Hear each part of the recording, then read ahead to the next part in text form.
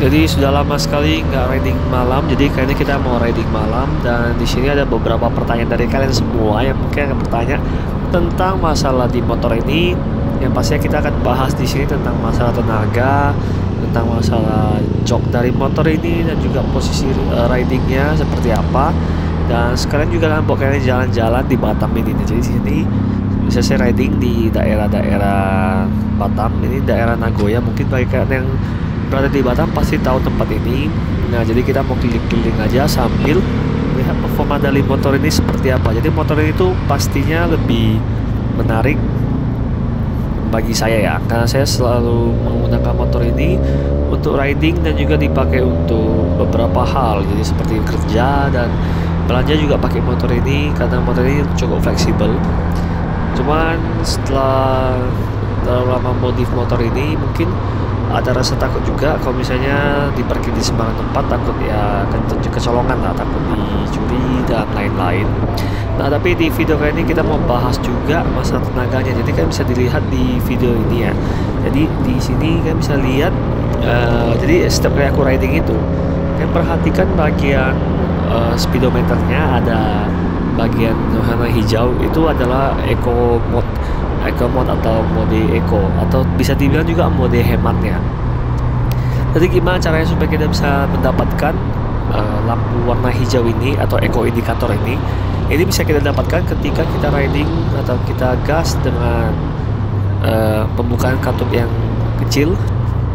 Jadi ya, pembukaan katup yang kecil, jadi bisa ada indikator eco-nya. Tapi indikator eco akan redup jika sudah lebih dari 78 km per jam. Jadi kalau di 78 km per jam dia pasti udah langsung hilang indikatornya. Mungkin bisa dibilang mesin itu bekerja dengan lebih cepat, otomatis mungkin bakal membuat boros. Bisa jadi seperti itu karena membutuhkan suplai bahan bakar yang lebih mungkin di kilometer segitu, ataupun memang indikatornya disetting dari pabrikan. Kalau eco indikator akan mati di mungkin 78 km per jam. Bisa dibilang seperti itu, tapi kalian bisa lihat di sini untuk performa dari motor ini. Mungkin bagi ada beberapa yang bilang motornya lemot ataupun motornya kurang lincah. Dan sebenarnya aku ada beberapa kali waktu lampu merah itu melihat beberapa motor dengan mesin ini. Jadi kita nggak ngomong masalah motor, kita ngomongnya masalah mesinnya. Jadi mesin yang ada pada Beat ini dan juga Honda Genio ini sebenarnya lumayan bagus, walaupun memiliki piston yang kecil, tapi dia pakai bagian leheran pistonnya itu panjang. Jadi bisa dibilang ini long stroke ya. Nah, jadi long stroke, mesin long stroke ini kalau nggak salah sih ini long stroke ya, kalau nggak salah ingat. Lalu dengan stroke yang lebih panjang, lalu dengan piston yang lebih kecil, jadi performanya menjadi lebih lincah. Nah, selama ini sih aku bawa motor ini sih mungkin awalnya memang kalau settingan pabrikan pastinya lemot banget, tapi ketika waktu lampu merah lihat beberapa motor yang dengan mesin yang sama tapi performanya tuh lebih baik. Mungkin sudah diganti bagian rollernya atau mungkin sudah di upgrade bagian kiriannya. Nah, ini masuk kirian tuh pasti kan, mungkin bagi kalian yang pakai motor matic itu mungkin udah nggak asing lagi ya. Kirian itu yang bagian kiri motor, kiri belakang motor yang ada belting dan juga lain-lain. Ada belting, roller, dan juga beberapa komponen lagi. Itu sebenarnya upgrade bagian sana juga bisa menambah performa motor. Jadi tapi di motor saya ini nggak aku upgrade. Karena kenapa? Karena kalau saya aku upgrade mungkin takutnya sih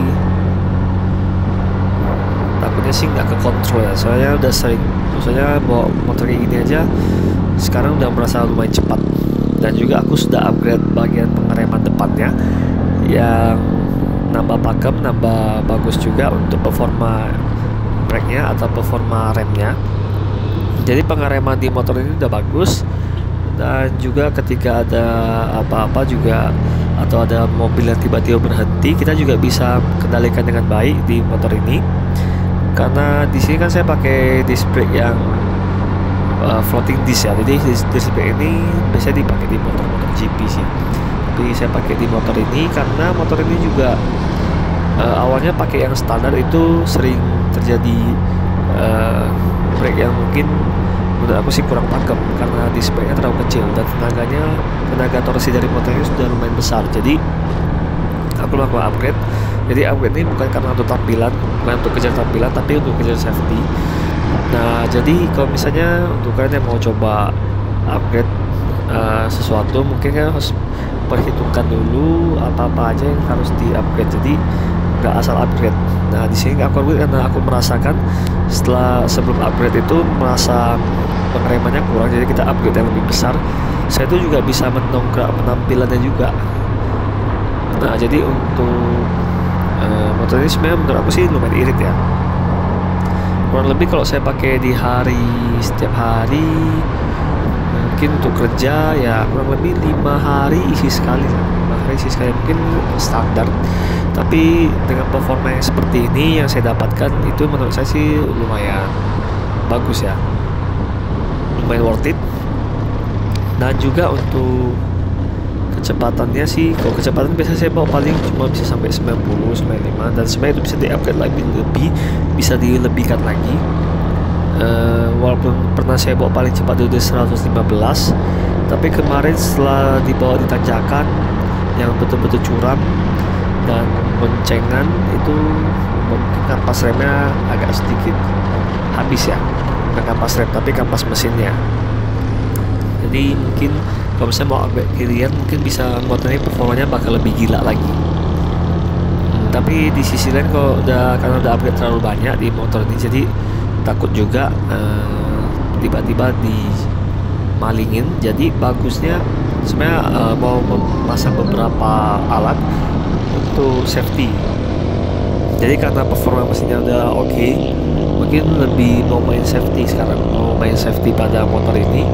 Jadi kita mau cari keamanan di motor ini seperti apa, dan juga untuk performa motor ini bisa didapatkan dari mana.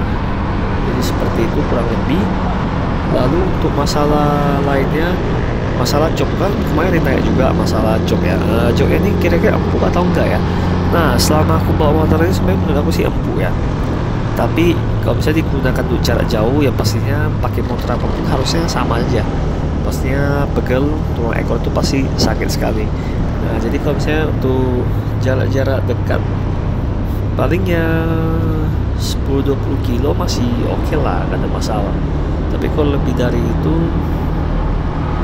mungkin, tapi mungkin agak sakit ya kalau di bagian tulang ekor. Mungkin apakah kalian merasakan hal yang sama juga seperti aku? Nah, tulis di kolom komentar ya Mas Bro. Jadi paling seperti itu. Kalau untuk masalah joknya sih oke, pas. Menurut aku sih pas banget. Karena kenapa? Joknya ini nggak mau dibilang keras juga nggak, mau dibilang empuk juga ya boleh lah, pas-pasan, pas sekali.